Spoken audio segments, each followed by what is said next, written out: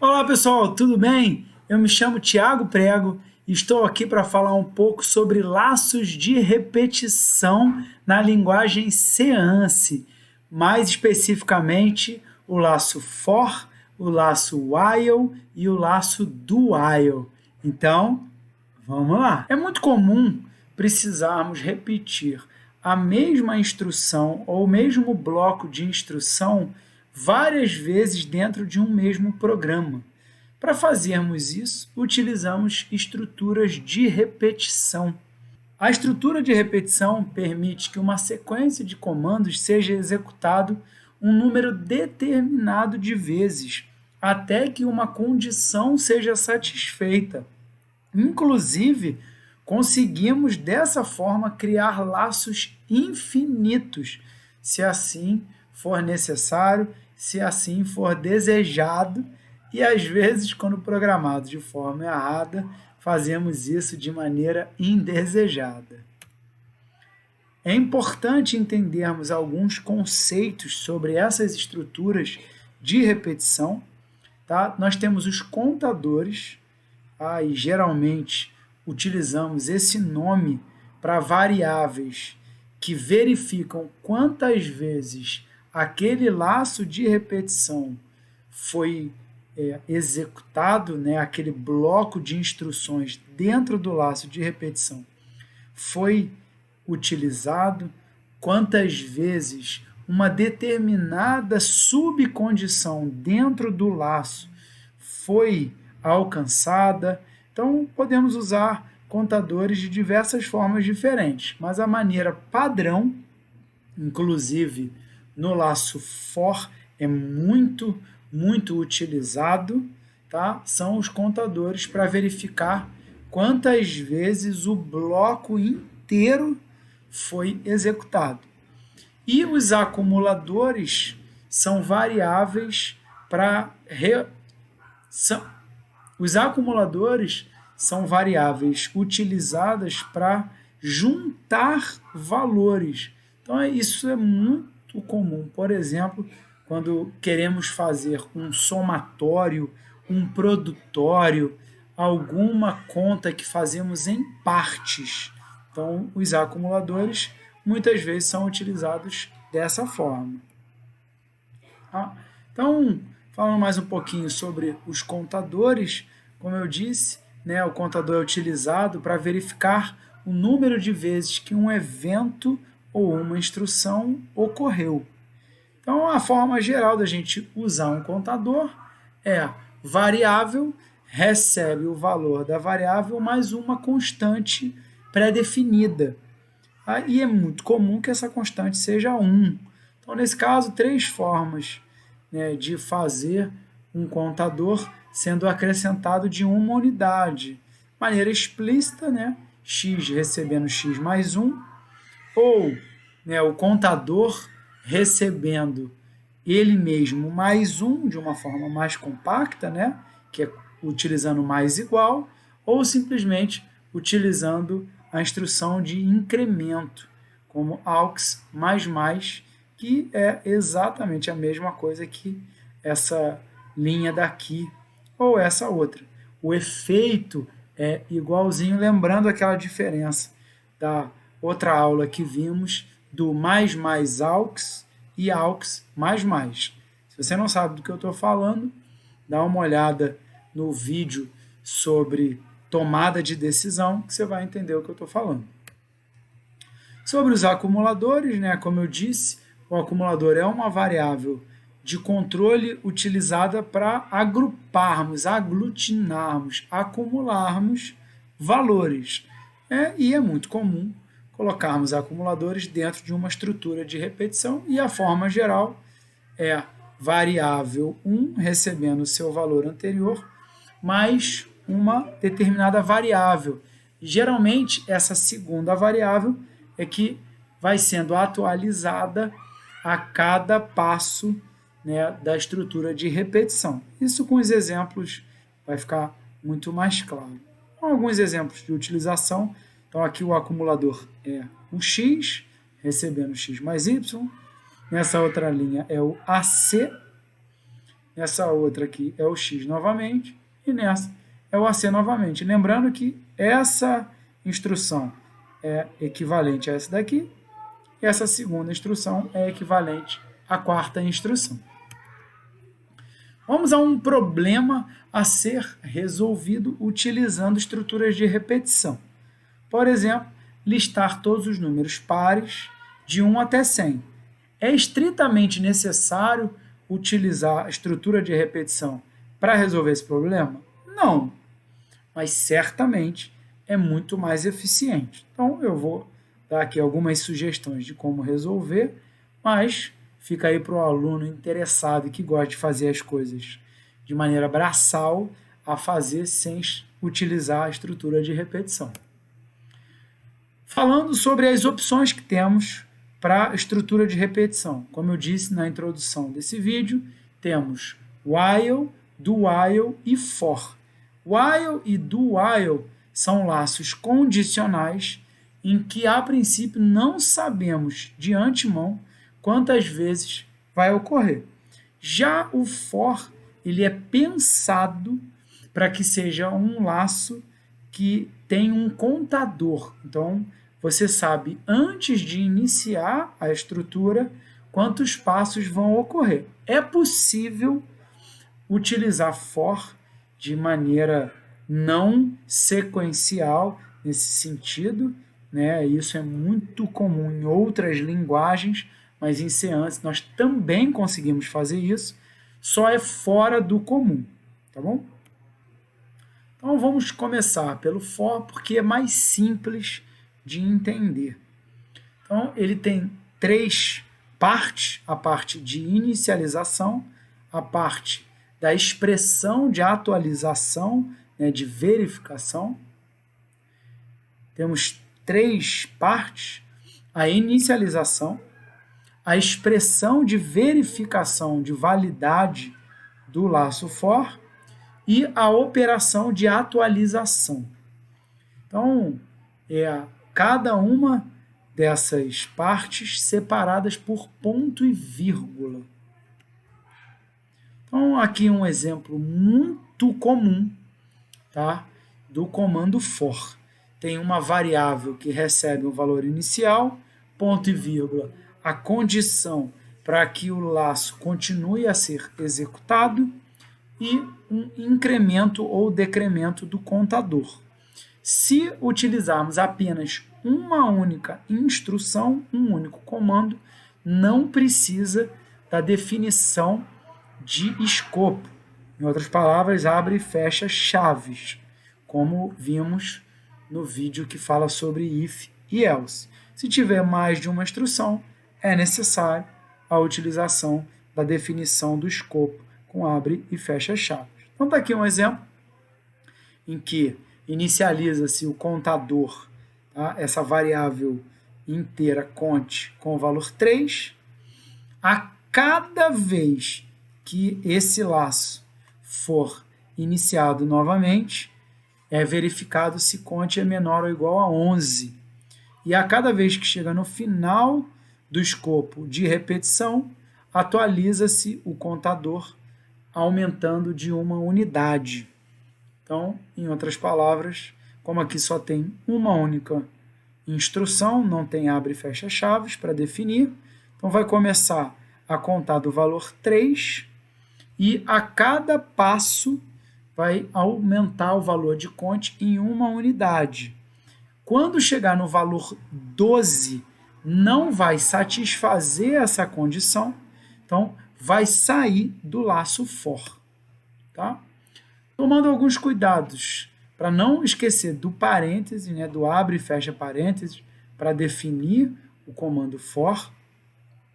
Esse comando 1, que está dentro do escopo do for, será executado enquanto a condição for verdadeira, tá? E incremento ou decremento é executado de maneira automática ao chegar no final, né, do bloco do escopo definido dentro do for. No caso aqui só tem um comando, então depois que o comando 1 for executado, incremento ou decremento é executado e executa mais uma vez, a verificação da condição e chama comando 1. Então, lá na nossa motivação inicial, listar todos os números pares entre 1 e 100. Então, vamos fazer isso utilizando o comando for. Então, iniciando com o valor 2, porque a gente já sabe que 1 é ímpar. Uma das formas de utilizar é já sabendo que, a partir do número 2, toda vez que eu somar 2, eu tenho um novo número par. Então, aqui não é feito nenhuma verificação se o número é par ou ímpar, simplesmente usa-se o conhecimento de que 2 é o primeiro número par dentro desse intervalo, depois vai somando-se 2 a cada um deles, saindo depois que o número passar do 100. Então, essa daqui é a forma. Lembrando que aqui o incremento não é de uma única unidade, é a cada 2 unidades. Então, primeira etapa que vai ser realizada é ir recebendo o valor 2. Depois disso, é verificado se a condição é verdadeira. Como i vale 2, isso aqui é verdade.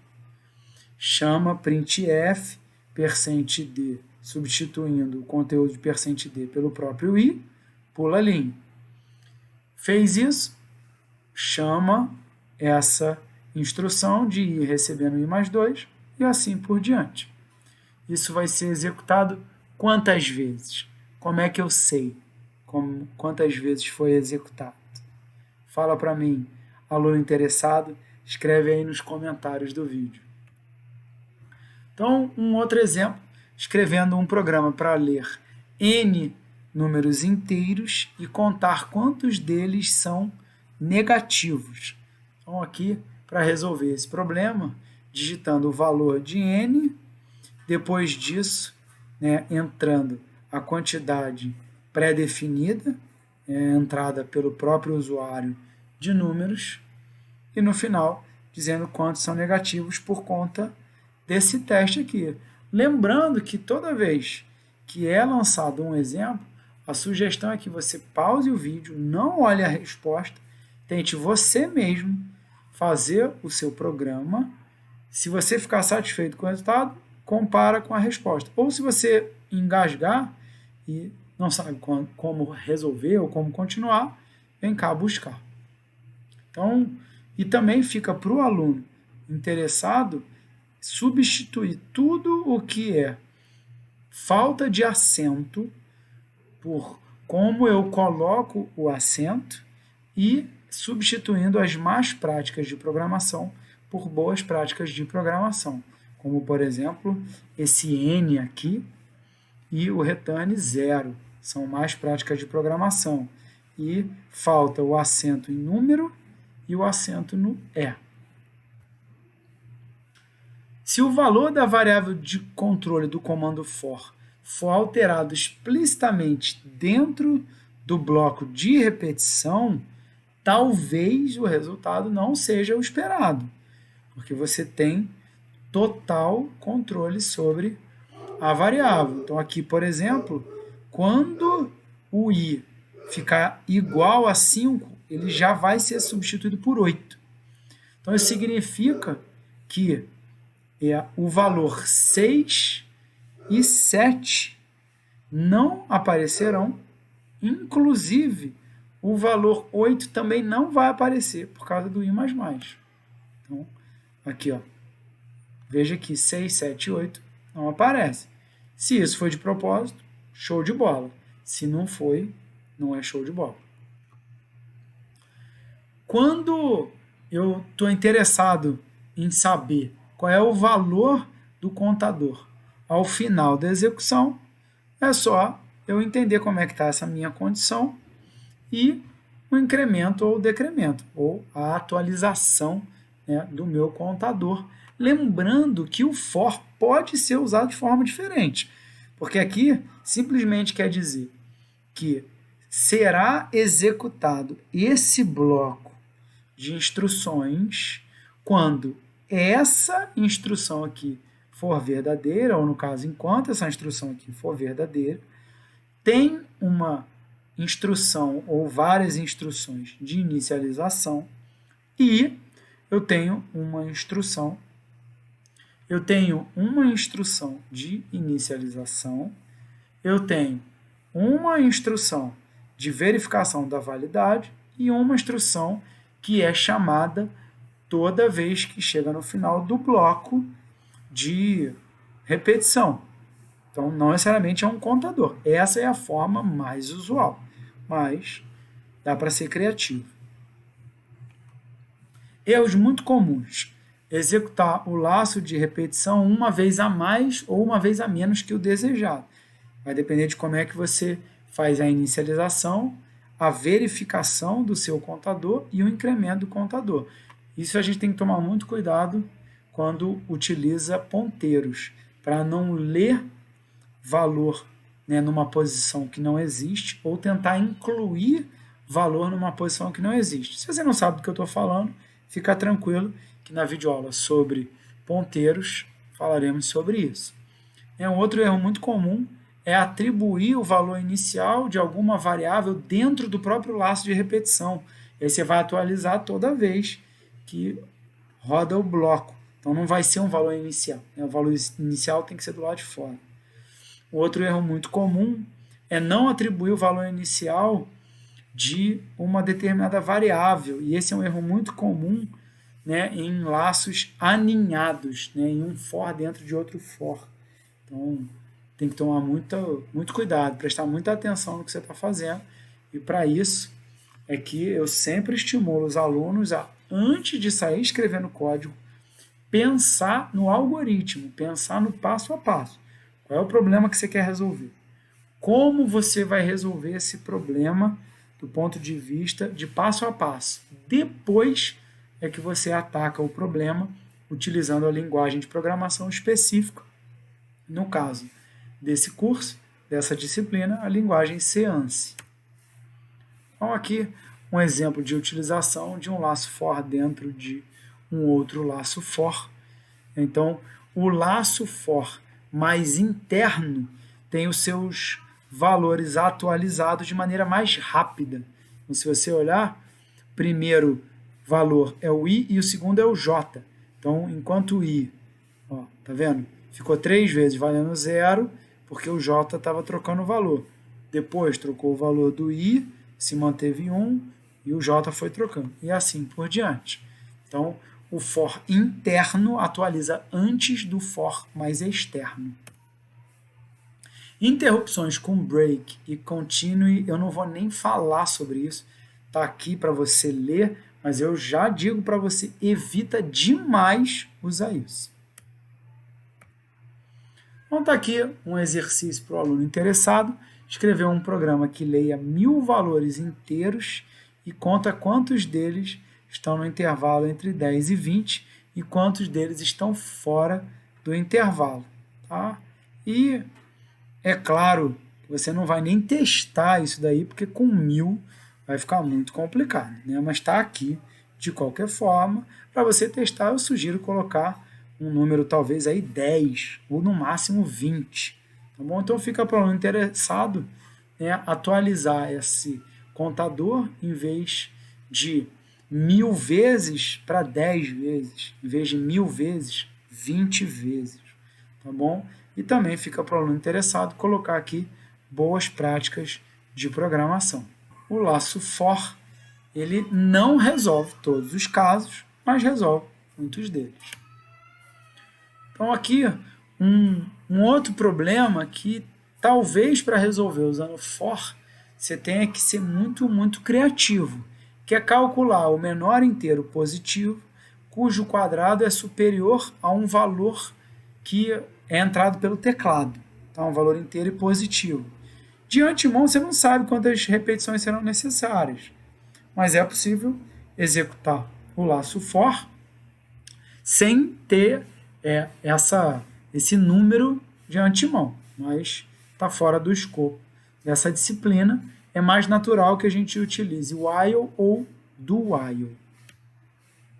Então, comando while executa uma comparação com a variável. Essa é a única coisa que você coloca dentro, né, da expressão do while. Se for um comando só, uma instrução só, não precisa da definição do escopo. Se for mais de uma, precisa da definição do escopo, assim como if, else ou for. E essa condição será verificada enquanto ela for verdade. Foi falso, sai da repetição antes de executar o que está dentro do bloco de comando. Ou seja, se essa condição não for respeitada nem na primeira vez, não será executado absolutamente nenhuma instrução. Tá? Então, como eu falei, a condição é avaliada, se for verdadeira, executa o bloco de comandos, volta para o primeiro passo, enquanto a condição for verdadeira. Então, inclusive, o while significa enquanto. Alguns cuidados, não esquecer do parênteses, tá? E lembrando que se você não definir o escopo, só a primeira linha imediatamente abaixo de while será executada. Tá? E é importante, a menos que isso seja intencional, verificar que esse while chega no fim, porque senão o seu programa vai ficar rodando de maneira indefinida, né? É um loop infinito, e aí você vai travar o funcionamento, né, do seu sistema, ou pelo menos de um núcleo do seu sistema. Tá? E às vezes não é isso que você quer. Vamos voltando lá para motivação inicial, calcular o menor inteiro positivo, cujo quadrado é superior a 1x, que foi informado pelo usuário. Inteiro e positivo, esse valor. Então, está aqui, né, o valor x que vai ser entrado, utilizando scanf. O número que vai ser elevado ao quadrado é inicializado com o valor 1. Note que foi inicializado fora do while, tá? Fora do bloco while. E a cada vez que é calculado o quadrado, né, o num é acrescido uma vez. Como primeiro executa num mais mais e depois o quad, isso quer dizer que 1 ao quadrado não vai acontecer nunca, porque ele já entra aqui, soma 1, então primeiro quadrado vai ser o 2, e assim por diante. Então, fica aí para o aluno interessado corrigir esse problema, além do que eu venho sempre falando, corrigir a falta de acentuação e colocar boas práticas de programação. Então, observando esse programa, o que vai aparecer na tela? Então, vamos observar aqui. Então, a gente tem um inteiro A, que é inicializado com o valor 1. Enquanto A for menor ou igual a 10, imprime o seu valor. Mas antes, veja que pula a linha, dá espaço, coloca o valor e dá espaço de novo. Então, depois que exibe, soma 1. Então, vai aparecer de 1 até 10 e depois sai do programa. Um outro exemplo é fazer um programa que leia números inteiros positivos, mostre o maior número lido, encerrando o processo de receber números quando for lido o número 0. Então, está aqui a solução, lembrando para o aluno interessado, né, antes de ver essa resposta, pausar o vídeo, tentar resolver e depois corrigir os problemas de acentuação e mais práticas de programação. Atenção! Não se esqueça dos valores iniciais. Tá? Em Seance, na maioria dos compiladores, isso é resolvido, tá? Porque com essa instrução int A, B e C, a maioria dos compiladores inicializa com o valor 0, mas nem sempre isso é verdade. Então, tem que tomar cuidado em relação a isso. Um outro problema muito comum é não atualizar as condições das variáveis de forma a, em algum momento, essa condição do while ser falso, ou seja, é o caso lá do loop infinito. Por quê? Aqui está imprimindo o valor de i, mas esse valor de i nunca é modificado, então vai ficar sempre 0. Então, um exercício aqui para o aluno interessado: escrever um algoritmo que calcule a média dos números digitados pelo usuário se eles forem pares, terminando a leitura se o usuário digitar 0. Então, fica aqui a solução para o aluno interessado. Comando do while. Qual é a diferença entre simplesmente while e do no final while? Porque no bloco, né, do while, primeiro você executa e depois verifica. No while, primeiro verifica, depois executa. Essa é a única diferença. Então, quando essa condição, por exemplo, nunca é verdadeira, pelo menos uma vez o bloco é executado. Essa é a única diferença. Então, vai ficar aí para o aluno interessado explorar essa diferença do while e do while. Tá? Em português tem esse problema aí. Então, como eu já falei, né, primeiro executa o bloco de comandos, avalia a expressão. Se for verdadeiro, volta de novo para executar. Se for falso, sai desse bloco do while. Então, aqui, para o aluno interessado verificar, a resposta já está na tela, né, mas para você verificar isso sendo executado. Um exemplo usando do while, escrever um algoritmo que calcule a média dos números digitados pelo usuário se eles forem pares. Termine a leitura se o usuário digitar 0. Então, aqui é resolvendo o problema com do while em vez de while. E eu deixo para o aluno interessado reescrever esse programa, além de corrigindo o problema de acentuação e os problemas de más práticas de programação, para remover esse if daqui. Esse if num diferente de 0 não é necessário, mas eu vou deixar para o aluno interessado ver como é que resolve isso. Aqui agora eu vou dar uma sequência de exercícios que eu não vou passar a resposta, fica para o aluno interessado. Então, você que ainda faz a disciplina comigo, ainda tem as listas de exercícios, mas para você que não faz essa disciplina comigo, pelo menos alguns exercícios sem resposta para você cair dentro. De qualquer maneira, você não precisa ficar pausando, tirando print, porque na descrição está o link para essa apostila, tá bom? Então, aqui a continuação, né, do exercício do slide anterior e mais alguns outros exercícios. Mais uma vez, obrigado, professor Rafael Burlamac, professora Vanessa Braganholo. Está aqui as nossas referências bibliográficas. Terminamos aqui a nossa aula sobre laços de repetição na linguagem Seance. Um beijo no seu coração e que Deus te abençoe muito.